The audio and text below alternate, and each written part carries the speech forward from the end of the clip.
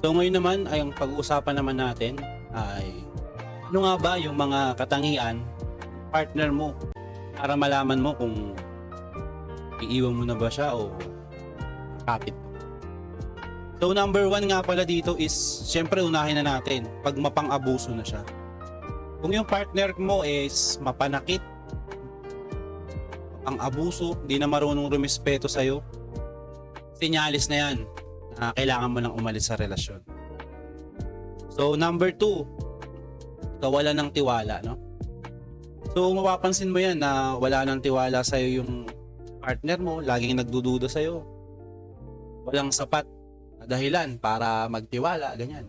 Maaring sinyalis na rin yun, no? Number 2. So number 3 naman, walang pag-unlad, no? So etong walang pag-unlad, ibig sabihin nito tamad, no? Sa relasyon nyo kasi hindi pwedeng tamad yung isa. Kasi kapag tamad, wala siyang pangarap sa buhay. Pag hindi kayo magiging successful. Ang pagiging partnership o sa pagiging relasyon is kailangan din mayroong pangarap kayo sa buhay. Hindi lang naman kayong dalawa yung hindi naman habang buhay malalakas tayo. Kailangan mo rin talagang magkaroon ng pangarap para sa isa't isa. Number 4 natin is yon sa tungkol sa halaga, no? So ito yung pera. So lagi kayong nag-aaway tungkol sa pera, financial, ganyan. Hindi na healthy yun sa relasyon kasi nga lagi kayo nag-aaway sa pera, pwede rin kaya iyan mag-isip-isip ka na kapag lagi kayo nag-aaway tungkol sa pera.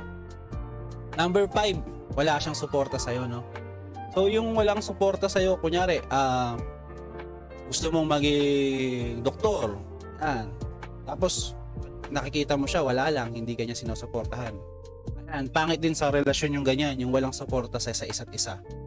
So number 6 naman is hindi tugma yung pangarap nyo. So kailangan as a partner dapat meron lang kayo isang goal, no? Dahil dapat lagi kayo nagtutulungan.